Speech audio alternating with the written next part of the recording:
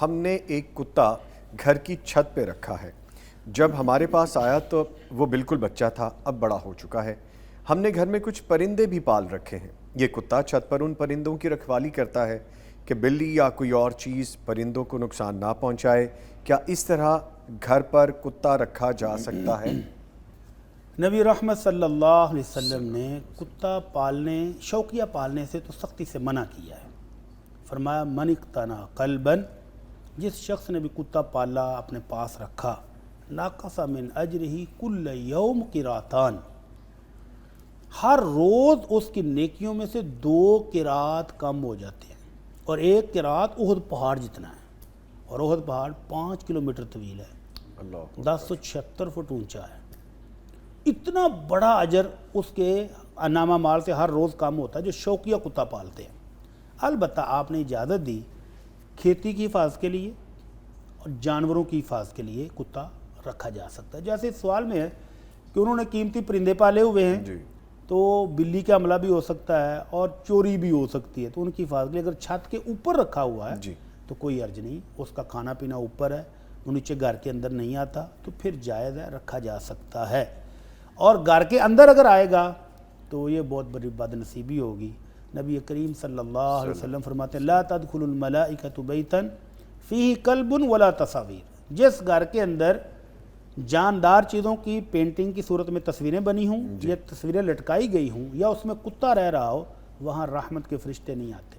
اچھا بڑی صاحب, اس میں کچھ کویسچنز میرے بھی ہیں, تھوڑا وقت زیادہ ہو جائے گا لیکن یہ کیونکہ اس سے ریلیٹ کر رہے ہیں تو بہتر ہو جائے گا. گھر کے اندر ہی اوپر والا پورشن ہے, جیسے چھت کی ہم بات کریں تو وہ تو گھر کا اندر ہی ہو گیا. نہیں, اچھا اگر وہ چھت کے اوپر الگ تھلگ ہے جی, اس کو آپ اپنے روم میں نہیں لے کر آتے, آپ کچن میں نہیں جاتا, آپ کے بیڈ روم میں, ڈائننگ ہال میں نہیں جاتا, تو وہ الگ ہے. چھت یعنی جیسے آپ نے پرندوں کے لیے پورشن ہی الگ کیا ہوا ہے, وہ کتا بھی الگ تھلگ ہے. یہ سمجھ آ گئی بات. اگر اس کو آؤٹنگ کے لیے یا باہر اور چیزوں کے لیے ڈاکٹر پہ لے جانے کے لیے گھر کے اندر سے اتر کے وہ جاتا ہے, باہر جاتا ہے, وقت ضرورت چلا گیا نا, رہ نہیں رہا وہاں پہ, ٹھیک ہے, ٹھیک ہے, بیٹھتا نہیں ہے وہاں. اچھا کچھ لوگ یہ بھی لاجک دیتے ہیں, تصحیح فرمائیے گا, یہاں پہ بھی علم میں اضافہ ہوگا, کہ نبی مکرم کے ساتھ صلی اللہ علیہ وسلم کے ساتھ بھی غار میں کتا تھا. نہیں, اچھا وہ بھی تصحیح فرمائیے. نہیں, بالکل بھی غار میں کوئی کتا نہیں تھا, اور زندگی بھر نبی کریم صلی اللہ علیہ وسلم نے کوئی کتا نہیں پالا. ٹھیک ہے. اچھا اب جس طرح مجھے بہت شوق ہے, میں نے امپورٹ بھی کیے, میں نے بریڈنگ بھی کروائی, میں اپنی نالج کے لیے, اور مجھ جیسے بہت سے لوگ ہوں گے میرے اس سوال سے ان کو بھی جواب مل جائے گا.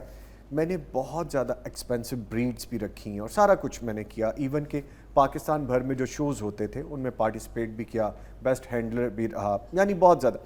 اب اس میں یہ بتائیے کہ وہ میرا ماضی تھا اور مجھے ان چیزوں کا ادراک تو تھا, لیکن ایز سچ ایسے نہیں تھا جیسے آپ نے ابھی فرمایا کہ احد پہاڑ جتنا آپ اجر کو کم ہو جائے گا. تو سر اس کے لیے اب کیا حکم ہے؟ میں یہ چھوڑ چکا ہوں. اس کے لیے حکم یہ ہے کہ اللہ رب العزت سورہ فرقان میں فرماتے ہیں الا من تاب وآمن وعمل عملا صالحا فاولئک یبدل اللہ سیئاتہم حسنات وکان اللہ غفورا رحیما. جو بندہ توبہ کر لے, ایمان لے آئے, اب نیکیاں شروع کر دے, تو اللہ پچھلی غلطیوں اور گناہوں کو بھی نیکیوں میں بدل کر عطا فرما دیتا ہے, اور وہ اللہ بہت بخشنے والا, بہت رحم کرنے والا ہے. بے شک. تو وہ نیکی, وہ گناہ, وہ غلطی جس کو ہم چھوڑ دیں اور دوبارہ مڑ کے دیکھیں بھی نہ, اللہ سے توبہ کر لیے تو انشاءاللہ وہ نیکی بن جائے گی انشاءاللہ. اور سر جو ہمارے دوست, ہمارے بھائی, بڑے پیارے پیارے اپنے جاننے والے قریبی لوگ ہوتے ہیں, بڑے, کیونکہ یہ بزنس بھی آپ کو پتہ ہے, اینیملز کا بزنس ہے, وائلڈ لائف کا بزنس ہے, پرندوں کا بزنس ہے, تو جو بزنس کر رہے ہیں اس کا, جو کاروبار کر رہے ہیں اس کا, بیچنا اور خریدنا بھی منع ہے. آپ کہیں گے جی بہت قیمتی کتے ہوتے ہیں, تو یہ فیلڈ جو ہے مسلمانوں کو چھوڑ دینی چاہیے. مسلمانوں کو حکم یہ ہے کہ وہ نہ کتا بیچیں گے نہ خریدیں گے, اس کی قیمت ہی حرام ہے.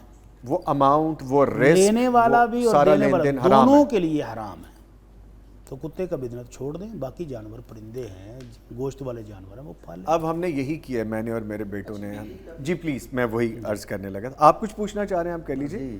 بلی کو پالنا بھی جائز ہے, رکھنا بھی جائز ہے, لیکن کاروبار اس کا بھی نہیں. میں آپ سے گزارش کروں, اب جیسے ہم پرندوں پہ ڈائیورٹ ہو گئے, ٹھیک ہے, ہم نے پرندے بہت اچھے رکھ لیے, ان کے ساتھ دل لگایا.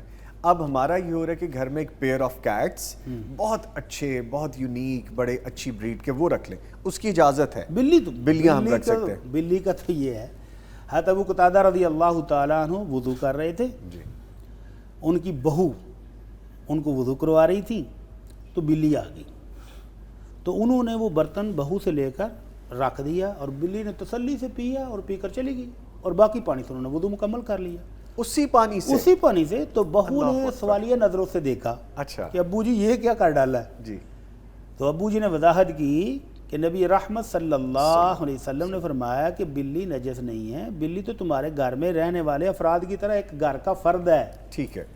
تو اس میں کوئی حرج نہیں، بلی پاک ہے اور صاف ستھرا جانور ہے، نیٹ اینڈ کلین۔ وہ ویڈیو بھی بڑی وائرل ہوئی نا حالیہ دنوں میں کہ ہاں، وہ وہ جو قرآن امام صاحب کے کریم کندھے کی پر جا کے تلاوت کے بیٹھ دوران گئی تھی۔ کندھے پہ آ تو رہی ہے، دیکھو وہ مسجد پیروں میں بھی آ سکتی اور انہوں نے اس کو نیچے نہیں جھٹکا، ہاں، وہ انہوں نے اس کو پیار ہے رکھ ان دیا۔ کا۔ اچھا بھٹی صاحب، جو بریڈ ہم چاہتے ہیں وہ پاکستان میں کم ملتی ہے، لیکن وہ ہے بڑی یونیک اور بڑی خوبصورت بریڈ ہے، اس کے لیے پے کرنا پڑے گا۔ کوشش کریں کہیں سے گفٹ مل جائے آپ کو۔ اچھا چلیں ٹھیک ہے ٹھیک ہے، بات کو میں طول نہیں دوں گا، میں سمجھ گیا آپ کی بات۔